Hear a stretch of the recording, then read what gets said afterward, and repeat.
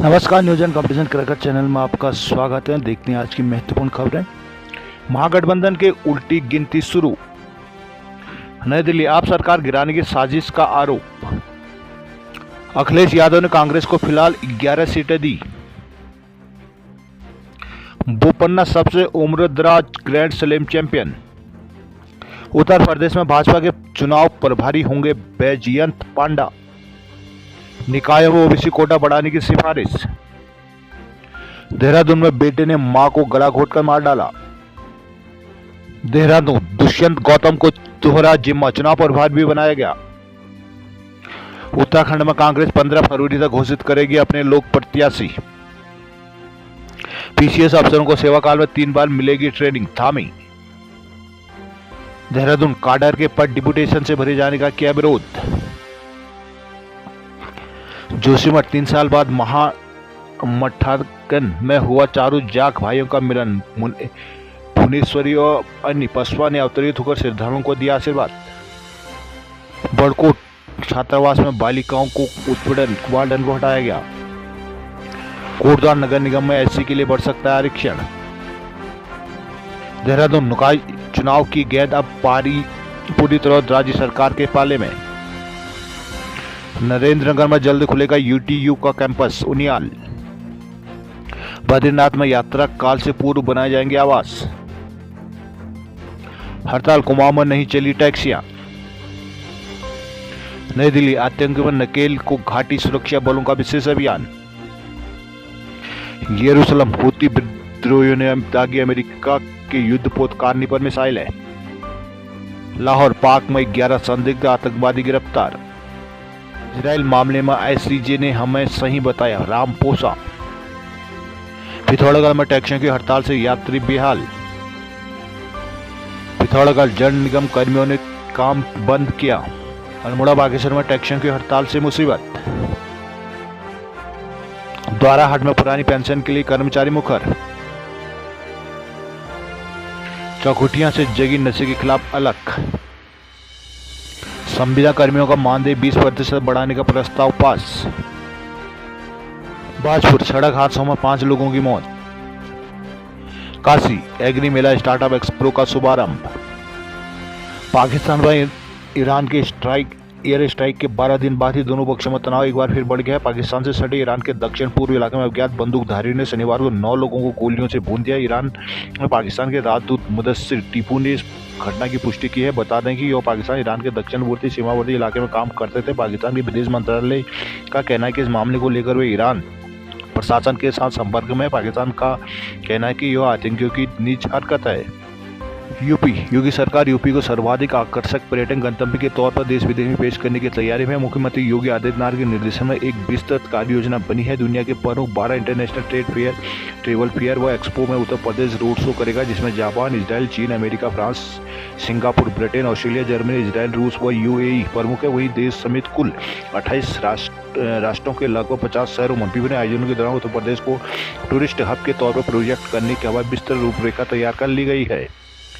बिहार की सियासी हलचल के बीच समाजवादी पार्टी ने यूपी में इंडिया गठबंधन के तहत कांग्रेस के 11 सीटें देने का ऐलान किया है। इसे अच्छी शुरुआत बताया गया है। साथ ही संकेत दिया है कि इस प्रस्ताव के साथ आने वाले वक्त में और सीटें छोड़ी जा सकती हैं। कांग्रेस ने सपा के कदम का स्वागत किया, लेकिन यह भी कहा कि इस पर केंद्र नेतृत्व निर्णय लेगा। चर्चा की सपा कांग्रेस के बीच 2 दर्जन सीटों पर चर्चा चल रही है। कांग्रेस का लखनऊ, मुरादाबाद छोड़कर कुछ शहरी सीटें दिए जाने की भी संभावना है।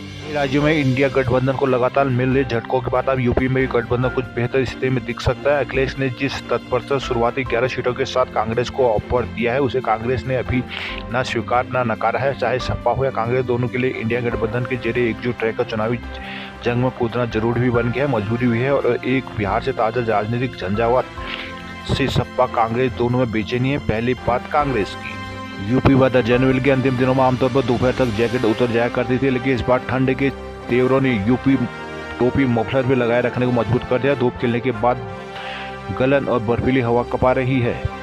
बिहार में जारी सियासी उथल-पुथल के बीच जो खास था वह राजनेताओं के बयानों में संयम है, जबकि सब कुछ सामने है। प्रदेश में महागठबंधन की सरकार की विदाई तय है। नीतीश कुमार के नेतृत्व में एनडीए की नई सरकार सरकार आ रही है। सियासी तूफान के बीच भी इसके बयान ऐसे हैं जैसे सब कुछ सामान्य हो, किसी भी राजनीति पर कोई पत्ते नहीं खोले। तेजस्वी यादव ने अपने विधायकों की बैठक को संबोधित करते हुए कहा कि सरकार तो है ही, प्रदेश में महागठबंधन सरकार कायम है। वहीं पटना पहुंचने के बाद राजद सांसद मीसा भारती ने कहा कि अभी तक तो सब कुछ सामान्य है, राजद सरकार में रहती है तो जनता के हित में ही काम करेगी।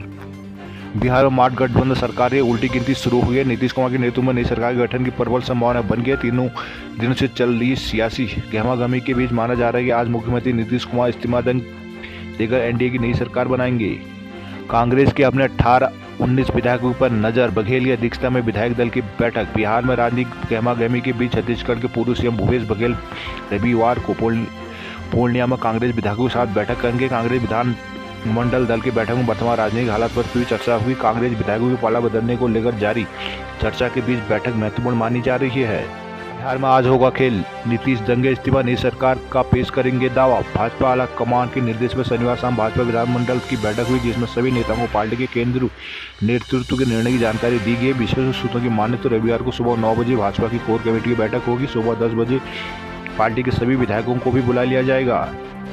झारखंड के मुख्यमंत्री शिबू सोरेन की मुश्किलें मनी लॉन्ड्रिंग मामले में बढ़ती जा रही है। प्रवर्तन निदेशालय ईडी ने शनिवार को उन्हें फिर से पत्र भेजा, जिसमें कहा गया कि भूमि घोटाले को लेकर पूछताछ के लिए 29 या 31 जनवरी की तारीख दें, जिसमें कहा गया कि अगर तारीख नहीं दी गई तो एजेंसी खुद उनसे पूछताछ के लिए पहुंच जाएगी। रिपोर्ट के मुताबिक सोरेन ने इसके जवाब में कहा कि मार्च से उनके पास टाइम नहीं है, इसलिए वो 29 या 31 जनवरी को पूछताछ के लिए मौजूद नहीं रहेंगे। राजस्थान में इस बार कांग्रेस ने बीजेपी की क्लीन स्वीप करने से रोकने की पूरी तैयारी कर ली है। कांग्रेस प्रदेश अध्यक्ष गोविंद सिंह डोटासरा ने प्रदेश चुनाव समिति के सदस्यों का ग्रुप बनाकर फील्ड से फीडबैक जुटाने को कहा है। चुनाव समिति के सदस्यों को ग्रुप अलग अलग लोकसभा सीटें बांटी गई हैं। चुनाव समिति सदस्यों का ग्रुप अपनी लोकसभा सीट का दौरा करके सीट के दावेदारों के बारे में लोकल नेताओं से फीडबैक लेंगे।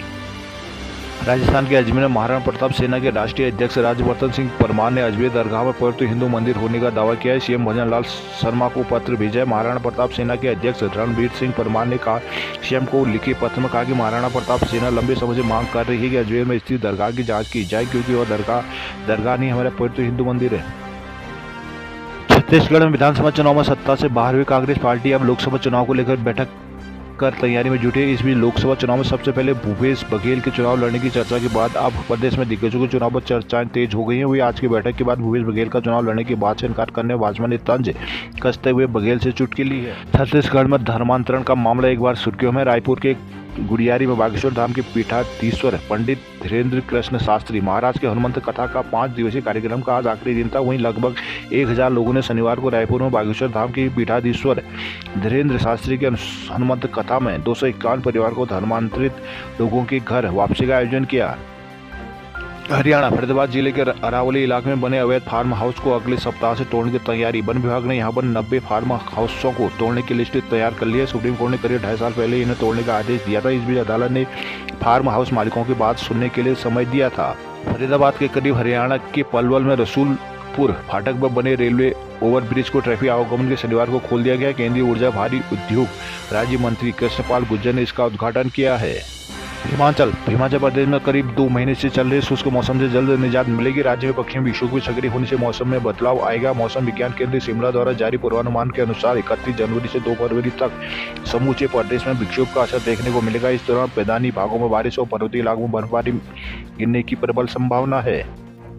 पंजाब कांग्रेस ने पंजाब के पूर्व प्रधान और वरिष्ठ नेता नवजोत सिंह सिद्धू को बड़ा झटका दिया है। पार्टी से अलग मोगा में 21 जनवरी को नवजोत सिंह सिद्धू की रैली का इंतजाम करने वाले 2 बड़े नेताओं में पंजाब कांग्रेस प्रधान अमरिंदर सिंह रजा पेंडिक ने महेश चंद सिंह निहारवाला और धरूपाल सिंह को पार्टी से सस्पेंड कर दिया है। इस रैली के बारे में मोगा की सीनियर कांग्रेस नेता और अभिनेता सोनू सूद की बहन मालविका सूद ने पार्टी हाईकमान को शिकायत दी थी। पंजाब के मुख्यमंत्री भगवंत मान ने राज्य में यातायात की सुव्यवस्थित करने, सड़क दुर्घटना रोकने के लिए विशेष सड़क सुरक्षा फोर्स की शनिवार को शुरुआत की है। उन्होंने कहा कि पंजाब इस तरह की पहल करने वाला पहला राज्य है जहां सड़क दुर्घटना में होने वाली मौतों पर चिंता व्यक्त की है। राज्य में हर दिन दुर्घटना में करीब 17-18 लोगों की जान चली जाती है। केंद्रीय बजट 2024 आगामी 1 फरवरी को जब वित्त मंत्री निर्मला सीतारमण अंतरिम बजट पेश करेगी, इस पर बाहर वगैरह लोगों की नजर रहेगी। चूंकि अगले कुछ महीनों में लोकसभा चुनाव होने वाले हैं, तो ऐसे में बजट पर इसका प्रभाव देखने को मिल सकता है। अलग अलग क्षेत्र के एक्सपर्ट अनुमान लगा रहे हैं कि सरकार इस बजट में इंफ्रा, ग्रामीण अर्थव्यवस्था पर फोकस करेगी। Railway RRB ALP auto loco pilot recruitment 2024 की नियुक्ति में रिक्त पदों की संख्या बढ़ाने की मांग को लेकर शनिवार को अभ्यर्थियों ने राजेंद्र नगर टर्मिनल उसके आसपास जमकर हंगामा किया। करीब 3 घंटे तक रेल परिचालन बाधित रहा। दिल्ली में होमगार्ड के 10,285 पदों पर होगा selection. Directorate general of home guard ने नई दिल्ली में होमगार्ड वॉलंटियर के एनरोलमेंट के लिए ऑनलाइन आवेदन आमंत्रित